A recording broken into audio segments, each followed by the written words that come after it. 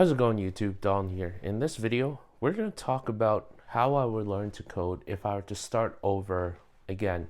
If I were to go to day one, when I decided that I wanted to learn how to code, how would I approach it? What are some of the things that I wish I knew along the way? So we're going to talk about 6 main things, maybe 7, that really would have helped me out if I were to start all over again. So let's get right into it. So the first one is to have realistic expectations. So why do I talk about realistic expectations? I'll tell you a little bit of a personal story here. So when I started, I was really seduced by, all these programming influencers, and, they put fancy headlines like how I took a coding boot camp and learned how to code in 6 months and got a 6-figure FANG job, right? The problem is, this is really, really unrealistic, and it doesn't represent the majority of people. Learning programming is hard, right? And unless you come from a technical background, it could take you a minimum of 6 months. Most people end up, taking at least a year to learn how to program.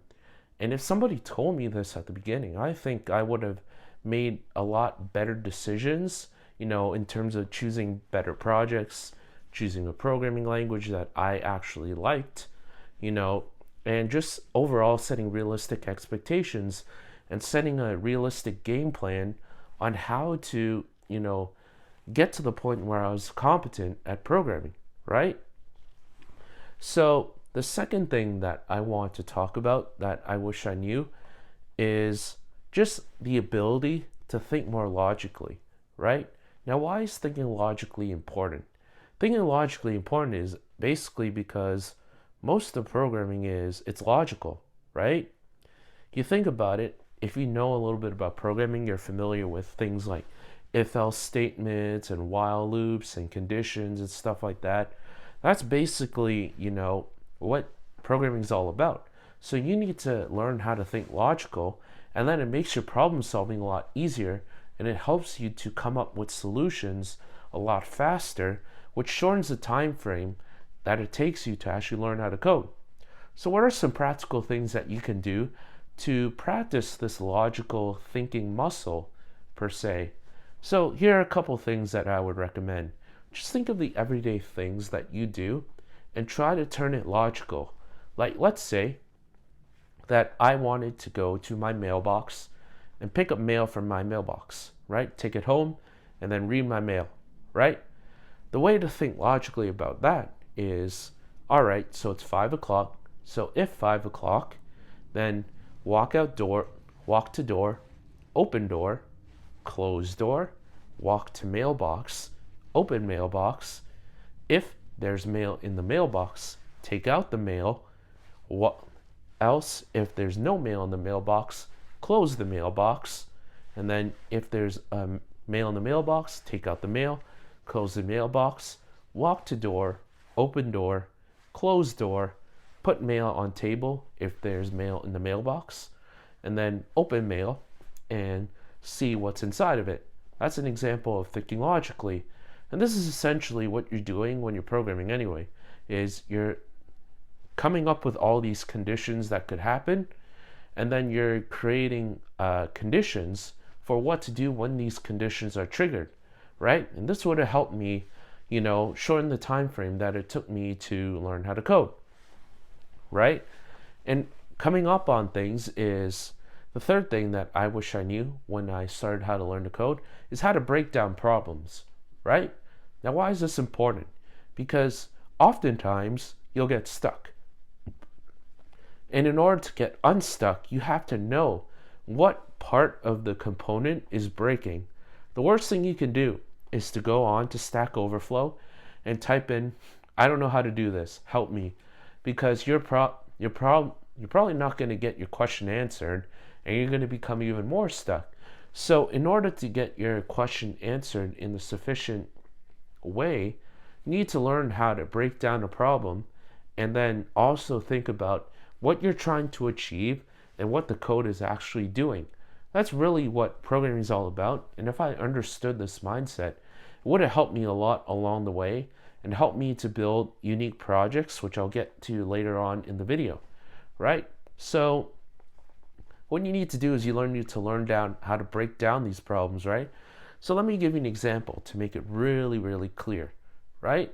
So let's just say that I wanted to program, I don't know, a personal finance app, right? I want to get, my transactions from my bank account. I want to display them. And then I, want to display it all in a really nice UI, right? Let's say I'm trying to build that and, I don't know, and none of my records are showing up.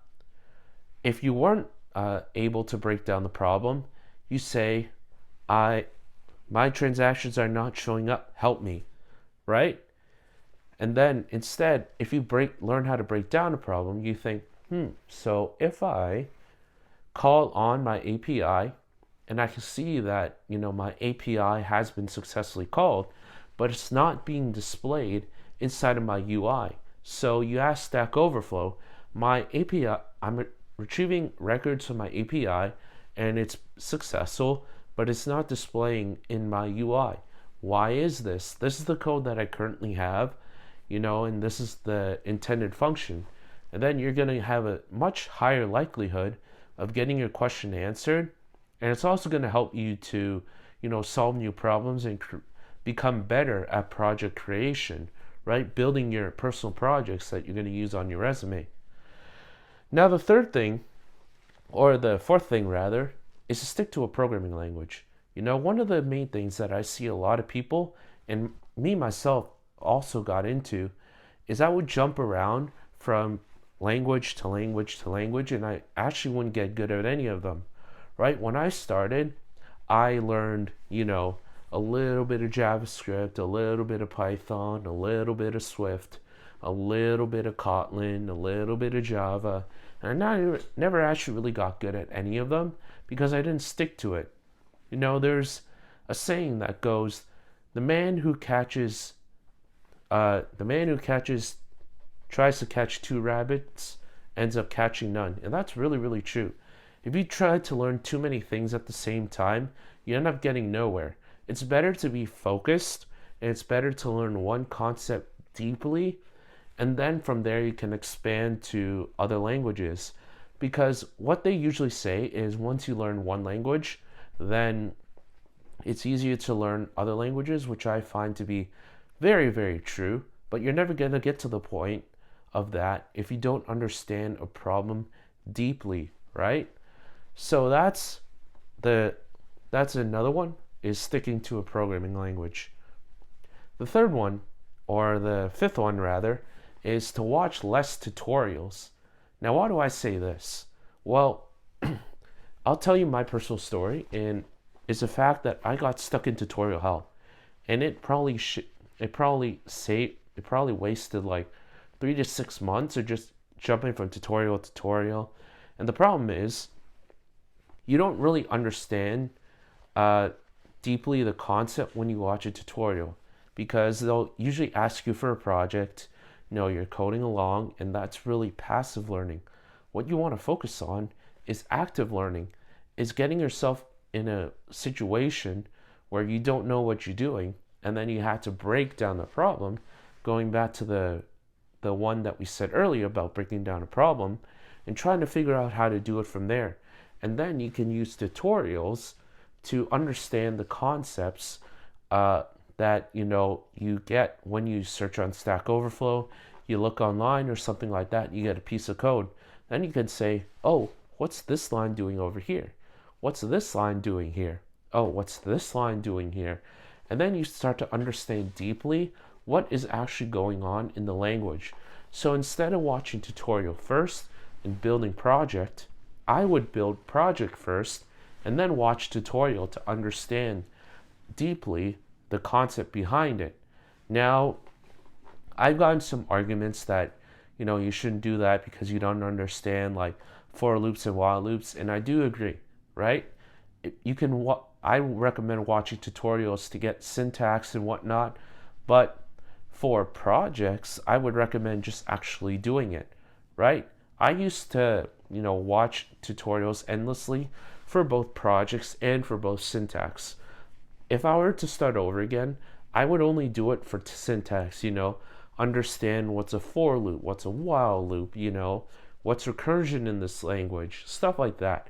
And then I go ahead and start building projects, and that's really how you get good, is active learning and actually building out those projects yourself instead of following someone else.